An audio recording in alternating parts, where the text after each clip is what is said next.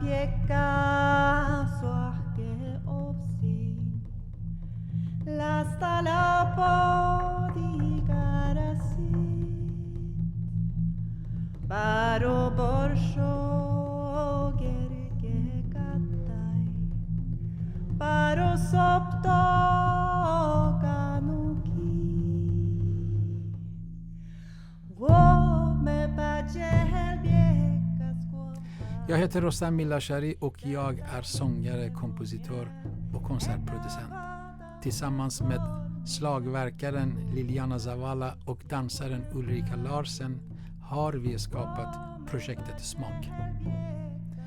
I Smak reser vi runt och träffar Sverigesbaserade artister som vi är nyfikna på. Vi träffar artisterna i deras hemmiljö där de knådar, kryddar och skapar sina idéer. Tillsammans smakar vi på maträtter och upplever dofterna av artistens konstnärskap. Idag reser vi till en plats i Sverige som för mig är en av de mest andliga och vackraste, nämligen Jokkmokk. Där bor dragspelaren och kompositören Nina Norvel Wahlberg, som också kommer från trakten. Jag träffade Nina för flera år sedan i Stockholm på en dragspelfestivalen där hon presenterade sitt album Jodasan.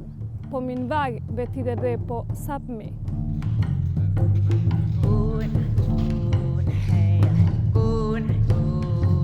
På denna resa kommer vi att bemöta sökande och nyfikenhet hos den artist.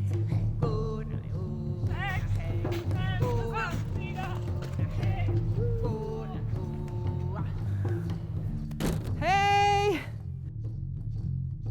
Välkomna till Jokkmokk och till Bio Norden. Välkomna! Hej! Oj, här ska vi spela imorgon. Hej! Välkommen Bio Norden. Det är en jättefin salong. Jag tänkte vi först ska åka till Saskam där jag har tillbringat hela sommaren med att skapa sommarteater. Med många fina vänner och konstnärer som bor där ute. Så häng med!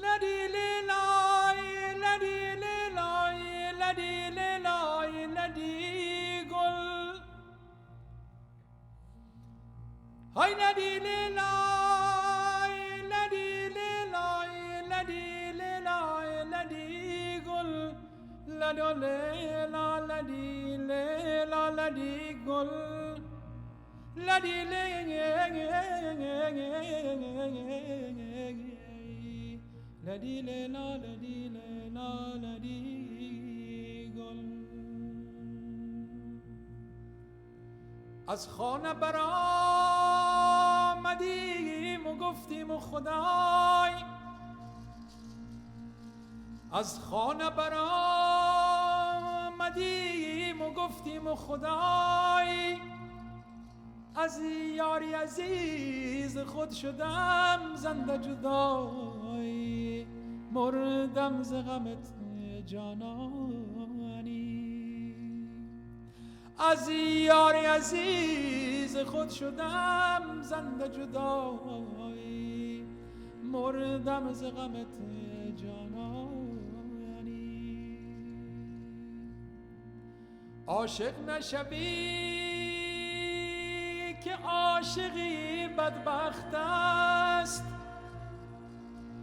عاشق نشوی که عاشقی بدبخت است گاهی ببینی گاهی نبینی سخت است مردم ز غمت جانانی گاهی ببینی گاهی نبینی سخت است مرد دم ز غمت جانانی.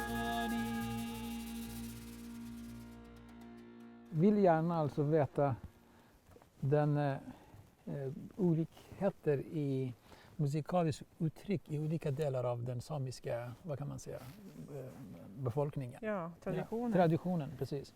Jo, nej men jag lyssnade mycket på jojkinspelningar från gamla tider och i min egen familj så hade vi inte själva tonen jojken kvar, men berättandet fanns kvar. Okay.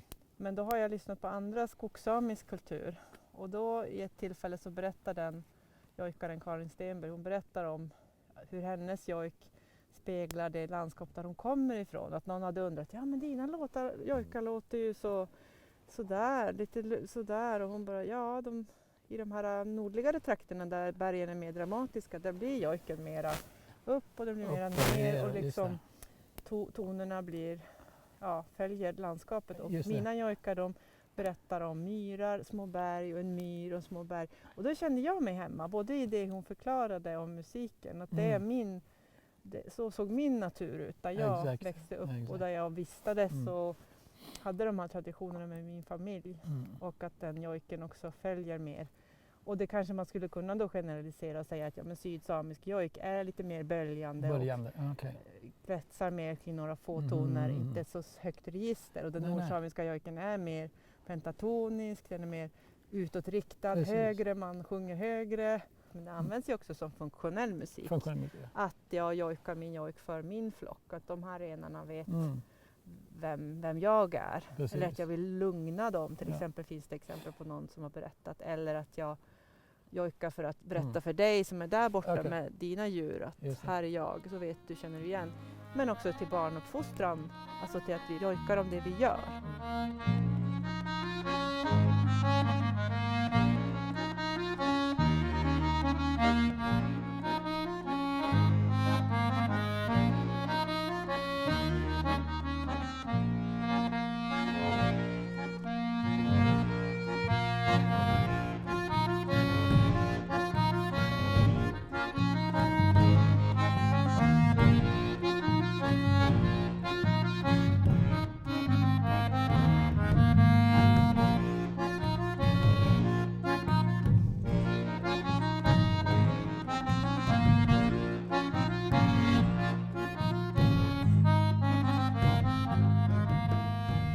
Har jojken också överlevt genom att den har hamnat på scenerna. Ja. Att det är någonting man uppträder med. Men det har ju inte samma funktion som om jag jojkar för mig själv. Nej. För en upplevelse eller en känsla eller för den här tallen eller för mitt djur. Ja. Och då, så det landskap som idag färgar oss eller färgar mig som kompositör är ju till exempel bilen. Att jag är i bilen istället för i min Akia eller något annat åkfordon som fanns eller på skidor eller att då kommer musiken därifrån. Men visst är det så i Baluchi också att finns det kvar de här orden också i sångerna?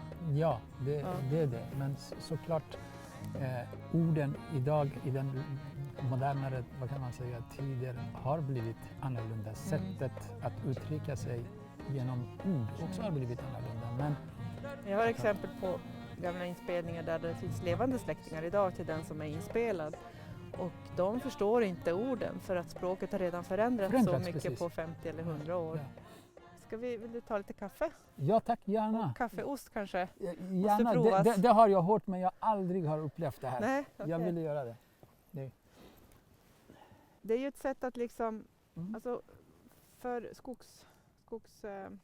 samisk tradition så har ju mjölkandet av renar varit mycket större. Att man har haft en liten grupp. Och så har man gjort ost. Och så det har varit den största inkomsten. Först lite kaffe. Just det. Nu är det kokkaffe. Tycker du det? Älskar. Ja. Doften är redan bra. Redan bra faktiskt. Alltså det är bara att stoppa ner hela så att den smälter. Aha, och sen kommer det vara lite som tuggummi. Det är så.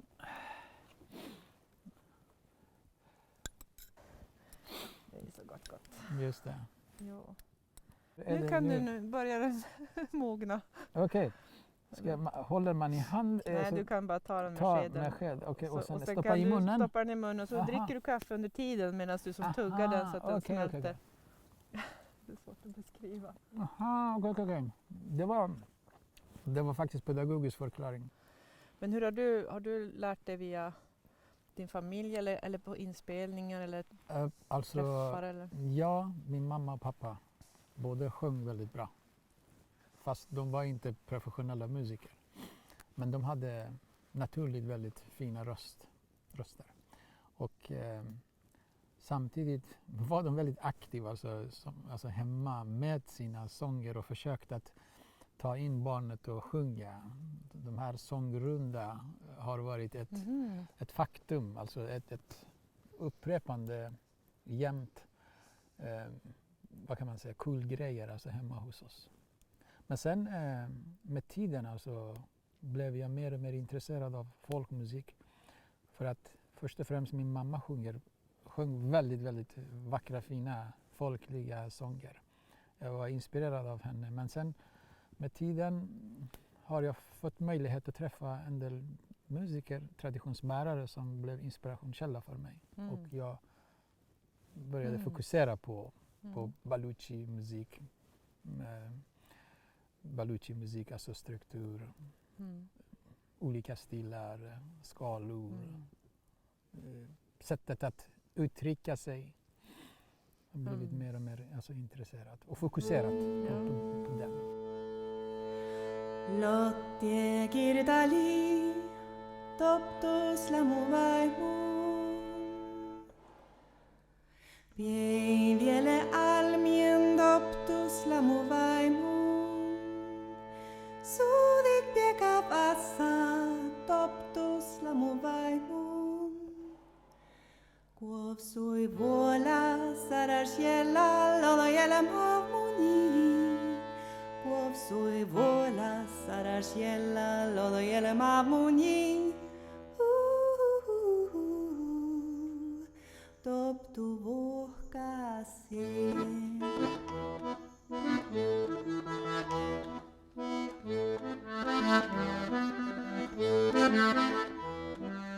Meidän kuoli, toptus lamuvaimun, äänu kolkuti, toptus lamuvaimun, kätsika muoran, toptus lamuvaimun, kuovsui vuolas, äräs jällal, odo jelmahuni, toptu vuohkasin,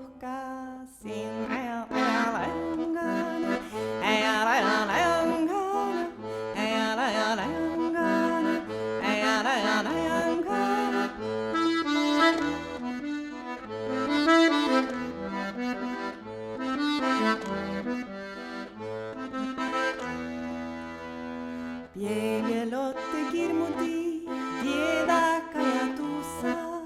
Vuopte katsuna pievien, tiedä kajatussa. Rapien odiko gemeskle, tiedä ajatussa. Ja vuop me etnam, lodo jetnam, ja los etnam moni. Toptu vuohkasi, ajanga,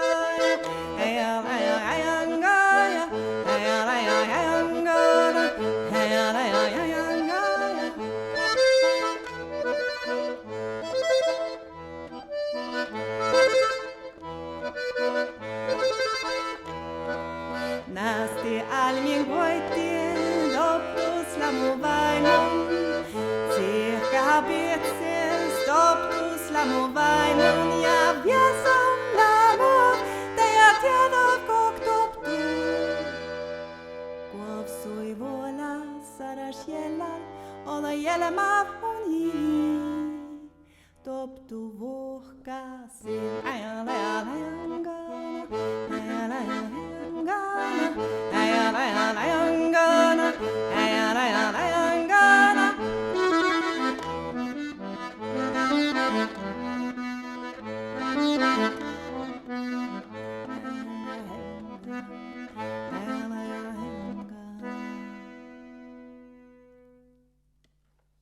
Men det är fint. Jag hade en väldigt stark dragning till jojk och så, till den musiken innan jag liksom riktigt visste så här, vad är mina rötter och varför känns den så viktig för mig. Men sen så fick jag höra någon jojkare som sa att ja, men du måste finna jojken i dig själv. Så började jag leta liksom inåt. Så. Och sen var det mera, fick jag mer reda på min familj, vilka vi var och vad vi hade, alltså de samiska rötterna som man inte pratade så öppet om. Så då var det som mer logiskt att för mig är min kontakt med mina rötter och min kultur är ganska starkt förknippad med musiken och jojken som tradition. Förutom det här då med kaffe eller att vara ute på myren eller vandra i fjällen, alltså vandra i skog och mark och så här. Just det. Och där finns det en fantastisk, vad är det? Är det räv eller? Ja, det sitter en räv där. Räv där, ja just det. Nej. Ja, räven ville höra. Precis, ville höra på oss. Tack för att du skapade harmoni mellan oss och naturen och jag kan faktiskt en djuren. rävjojk, men den kommer skrämma iväg den. Jag kan visa den sen. Nej, den kommer. Kieche janek solontan. Ye kieche janek solontan. Patani baleneike madoki matan. Jani baleneike madoki matan. Lade lade le lade. Lade lade le lade. Jani mani dalpa madoka bande. Shanko mani dalpa madoka bande. Den här rävjojken, den låter som rävar låter, men den är...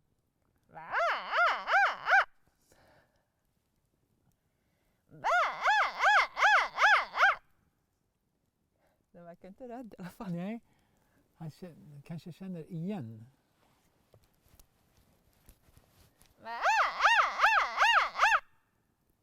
Titta, han sitter där och ville höra mer. Nej, jag tror att han såg ut som han kröp mot stenen. Så nu får det vara. Det verkade han gillade kanske mer Baluchi. Jag tror det. Ja, i den tävlingen så vann du. Välkomna till Saskam. Tack. Och varsågoda att ta för er maten. Tack så mycket. Det doftar gott. Ja. Verkligen. Så blev det lite, vad ska man bjuda på? Så typiskt Jokkmokk, det är torkat renkött och så gahko och kanske renköttssoppa eller någonting. Så insåg vi att ingen av oss äter rött kött. Så att, och då tänker jag, men då får ju ni äta den mat jag brukar äta. Och det är liksom vegansk mat. Och gärna grönsaker. Och det här har ju faktiskt min vän Gun Hofgard lagat åt oss. Hon har också en trädgård där ute i Purkjar. Trumverkstad, så hon gör ju trummor. Just det. Har gjort min trumma, min första trumma, eller min första ramtrumma som är som den samiska trumman för mig. Som kallas, vad heter trumman? Guaptes. Guaptes. Okay. Guaptes. Guaptes.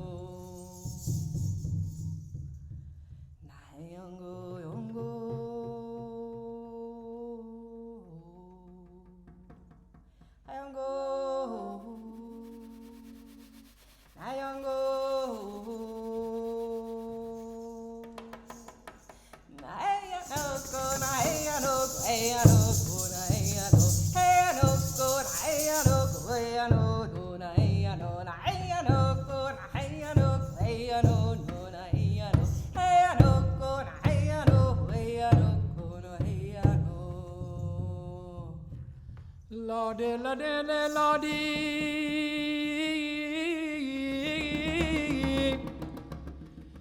la de la de li la di la di li la di la di li la di la di Johnny la di la di la di la di ومني جاني قول لدي قول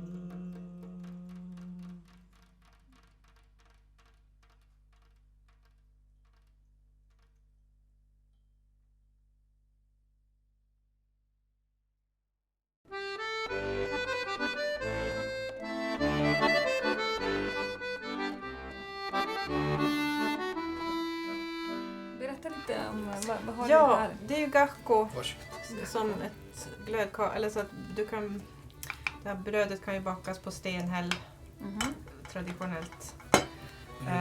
Eller i ugn också idag. Men det är som ett färskbröd som du kan ha till kött eller ha någonting sånt här på. Vad är det här för? Det här är ju hjortronsylt. Åh, vad nice. Och hjortron är ju väldigt speciellt. Det är liksom guldet från våra myrar. Ta gärna smör också, kan man ha smör och sen hjortron. Det blir en god blandning med lite salt och sött. Lite dessert. Smakar gott. Det ser väldigt fina ut. Är det en älskling? Ja, det är absolut obligatoriskt. Obligatoriskt. Nej, men det blir väldigt gott ihop. Men hjortron har ju lite speciell smak sådär. Men det går ju som ändå att använda till mycket. Och så är det mycket C-vitamin. Det är bra. Och för min del är det väl säkert mycket så här minnen och tradition kring det. Att hjortron var lite så här, när du har riktigt fina gäster, det har jag ju nu. Då tar man fram hjortronen. Kanske varma hjortron eller någon efterrätt hjortron och våfflor. Just Min det. farmor brukade göra mycket det. Och också med min familj, min mamma och morfar och min gammelfarmor och sådär, så var vi ofta ute på myren och hela familjen liksom och plocka hjortron. Så det är väldigt så här härlig familjekänsla för mig med hjortron. Så här, hur bra jag mår ute på en myr, bara doften och att gå där i den här mjuka liksom, lite sanka. Och så letar de här bären en och en. Man blir som besatt efter ett tag. Liksom. Måste hitta. Och att ta med min dotter faktiskt, Linn, till det här. Och så se hur lycklig hon var där första gången. Så här.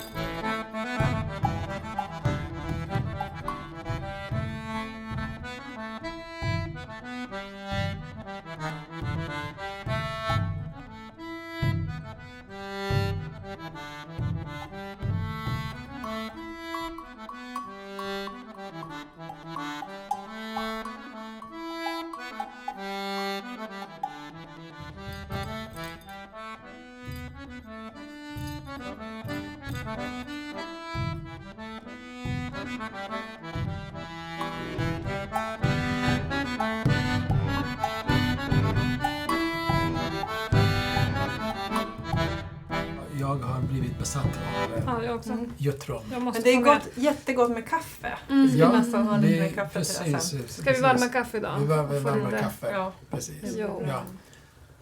Ja, det där tar jag ifrån räven, Kaffeost. kaffeost, hjortron Jojk. och jojk. Samtalen med Nina. Ja. Och så ska det vara gärna lite bittert kaffe Ja. till det söta. Det behövs lite bittert i Säkert, livet också. säkert, Inte säkert. bara... Inte bara salt. Nej, precis. Exakt. Men- Men tack Nina för Ja. att du fixade det så fint. Mm. Och vi kan vara här och Väldigt smaka gott. på Ja. allt. Musiken och mat och allt. Tack Vi för kan att dela ni med är här och kom hit.